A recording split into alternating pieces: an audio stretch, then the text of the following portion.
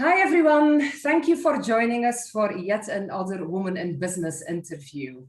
Today, I have the honor to welcome Natasha, founder and CEO of TishTash marketing agency. Hi Natasha, welcome and thank you for joining us. Oh, thank you for having me. It's a real honor to be asked to come and join you.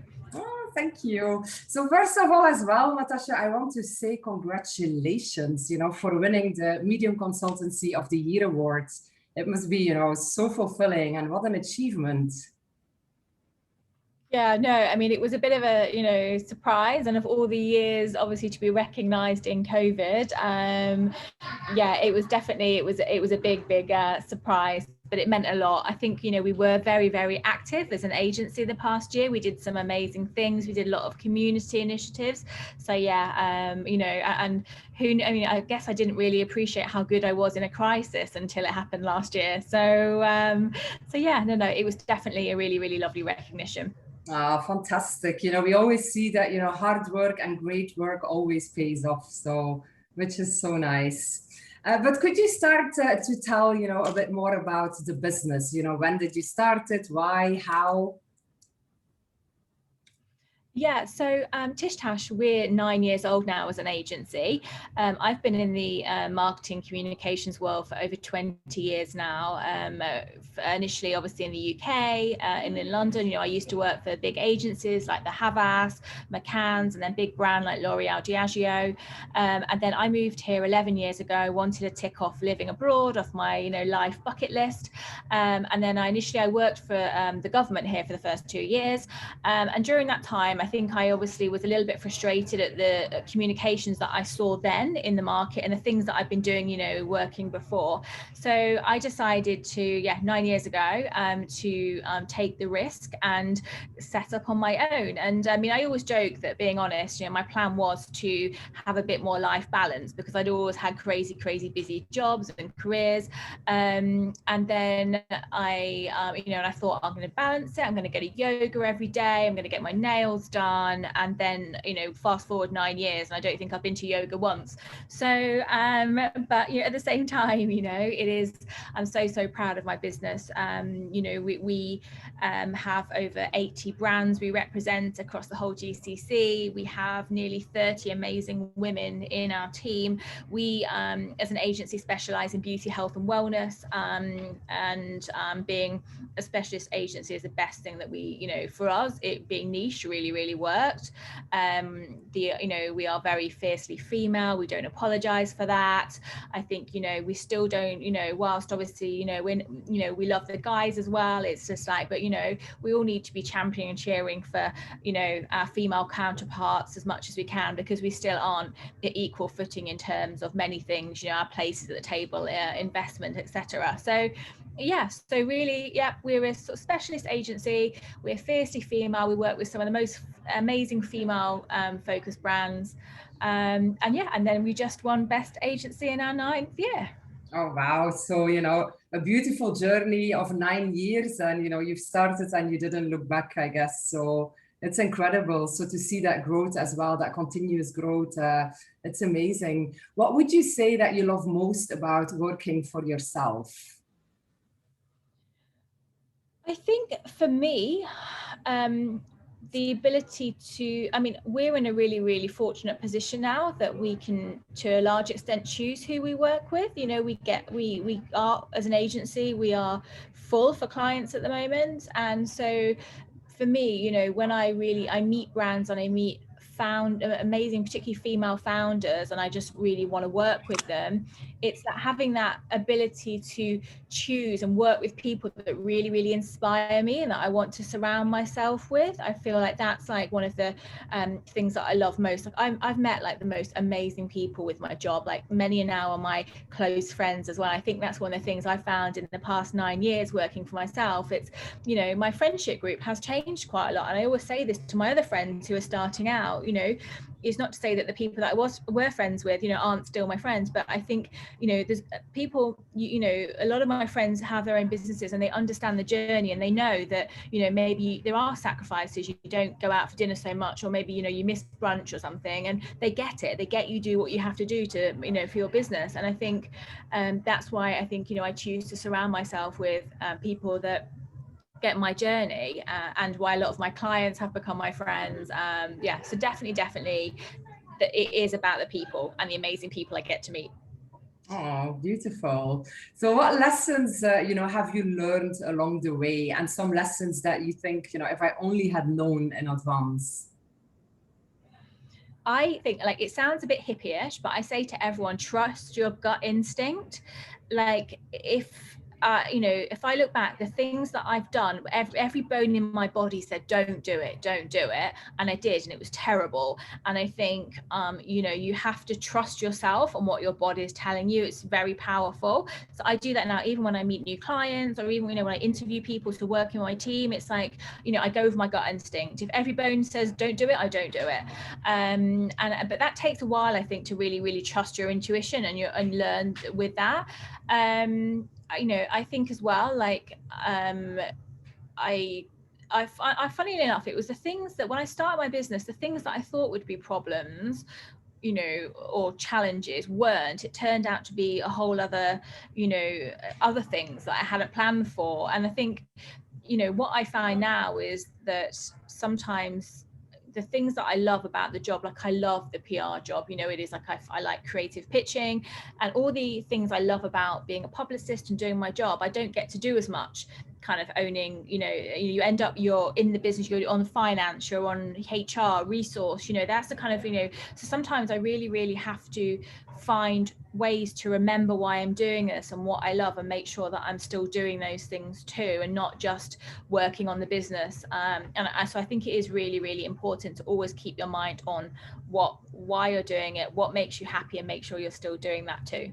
Okay, and I guess that, all that passion, drives you, and sometimes really brings you back to the idea of, okay, yes, yeah, that's what I love, and indeed that's why I'm doing it. So when it comes to challenges, so any challenges that you faced that you would like to share, and you can tell us as well how you overcame them? I think, most people that own businesses, obviously, the COVID year has been challenging. None of us have ever faced anything like that. So that's obviously an exception. But I think for a lot of, businesses, cash flow and money is a massive challenge. I always made the decision that I didn't want to take external investment, and that I wanted to, do it on my own terms. I've seen a lot of other friends and people that I know that have got businesses who have taken investment, and that was the right decision for them. But I personally, I didn't want to have anyone else on my board, or I wanted the decisions to be mine. So all the way through, I've made every money that I've made, I've reinvested it, and I've done it on my own terms, and that was important to me.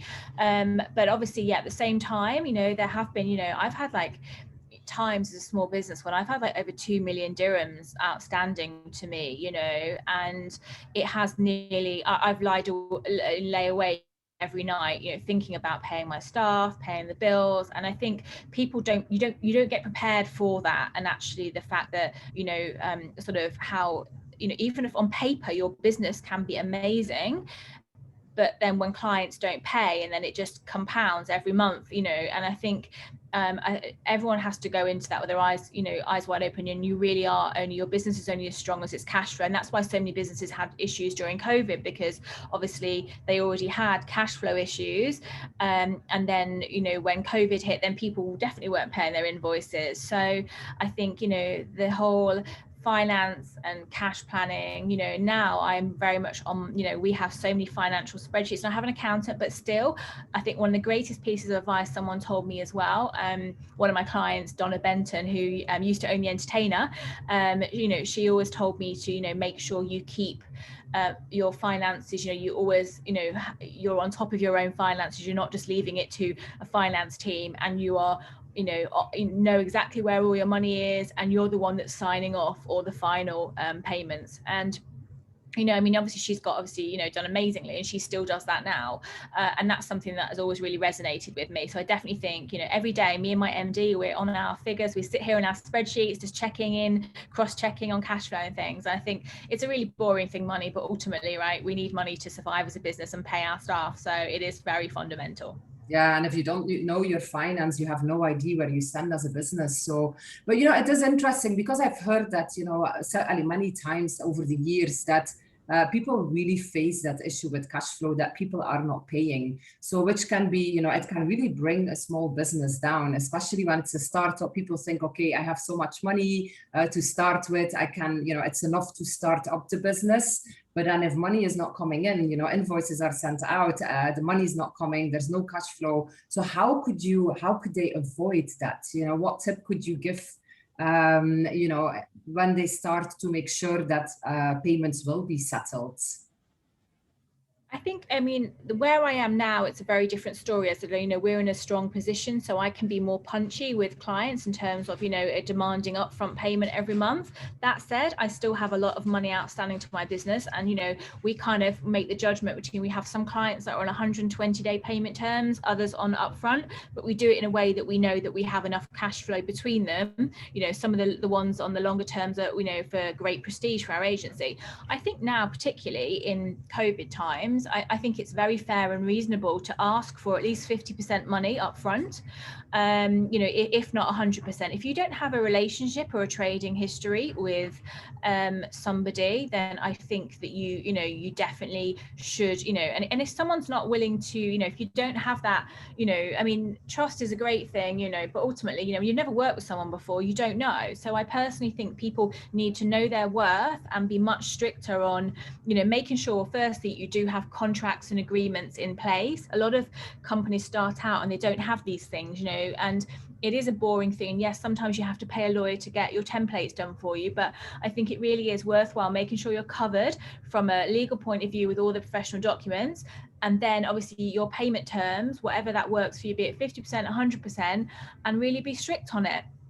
You know, it's no point having all these clients if no one's paying you. So I think, you know, you're better to have less, and those that obviously, you know, so I definitely think payment terms, and that's a big conversation in the SME industry as a whole, you know, and generally, you know, all businesses, you know, we need to be better on payment terms and on, you know, and demanding, you know, fair treatment and what we're worth. Yeah, I think that's a fabulous advice because yeah, people need to hear that, and they need to know that it is fair enough, you know, to ask 50% or 75%. I actually personally ask 75% payment in advance because of all the stories that I've heard, and I said, you know, I'm not going to deviate from that. I have, you know, lost some contracts that I really would love to have done, like amazing projects, but they didn't want to pay the 75 in advance. You know, we're a corporate, and, you know, it's different rules and regulations. We can't do that. And then I said, you know, I'm really sorry, but if you can't pay that now, you know, I'm not going to sit here and wait for 6 months for payments to be done. I'm a small player, you know, it's just me. So I prefer them to sign off contracts that I know that I will be paid for, even if it's a project that I really wanted to do. So yeah, I think people need to know that it is just right to do that. We can't survive if there's no cash coming in. So yeah, so that's definitely a great advice. Thank you for that. So any other advice that you could give to any woman out there that says, you know, I really, you know, I have a dream that I want to pursue, but, you know, that is scared, or, you know, anyone that's just, you know, needs that little push to start up their own business? I think for me, I think the UAE is an amazing place for, you know, enabling us to live our dreams and, you know, and follow our passions. I always say that, you know, if I was back in my home country in the UK, you know, if I said to people, I'm going to set up my own business, I'd be given 10 reasons not to do it. Whereas here in the UAE, I think everyone's got a sort of great entrepreneurial spirit, and everyone's very encouraging and enabling and want to support and help. And I think, you know, if anywhere, you know, we have, you know, the landscape to live your dreams and to follow your heart, then I think here is very enabling for that. I mean, I'm very much like, you know, we only have one life, you know, we need to, you know, and I think if COVID times past year have taught us anything, it is about kind of, you know, one life, and, you know, we have to kind of follow our hearts.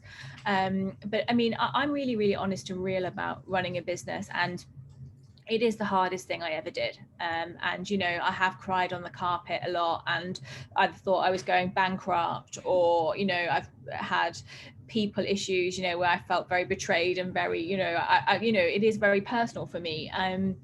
And so I think you have to be prepared for the fact it is a tough journey. It is the highest highs and the lowest lows. So you go from like winning awards and feeling like, you know, you're on cloud nine, to like, maybe, I don't know, the next day you might lose your biggest client, and you know, and there's not even a reason why as such. It just is the way it is. And so I think you just have to be prepared for that journey. And I think it's a funny thing, because obviously last week, you know, we won Best Agency, as we talked about. And for me, for years, that had been like the one thing that I really wanted. I thought this was, okay, the moment, you know, I've kind of like, I'm going after this, and I'm going to, you know, when I win Best Agency, like, you know, that's what I've succeeded.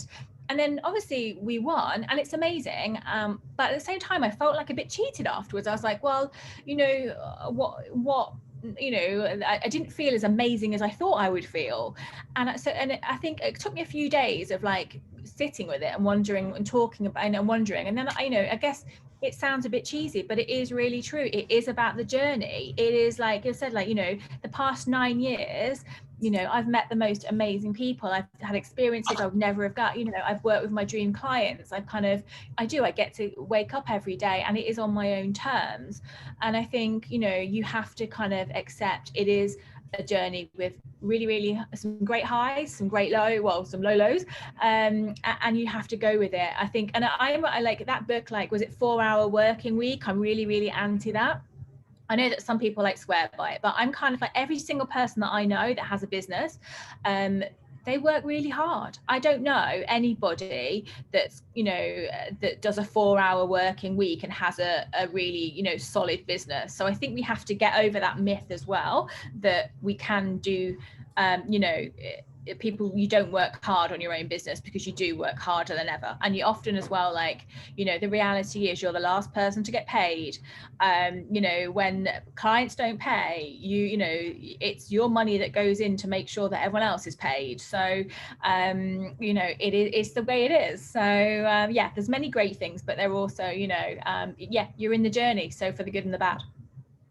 Oh, thank you so much for sharing that and for that great advice. So thank you for joining us today, and thank you everyone for joining and for tuning in. And as Natasha said, you know, you only have one life. Follow your heart, follow your passion, go and chase that dream. Thank you, and see you next time. Bye.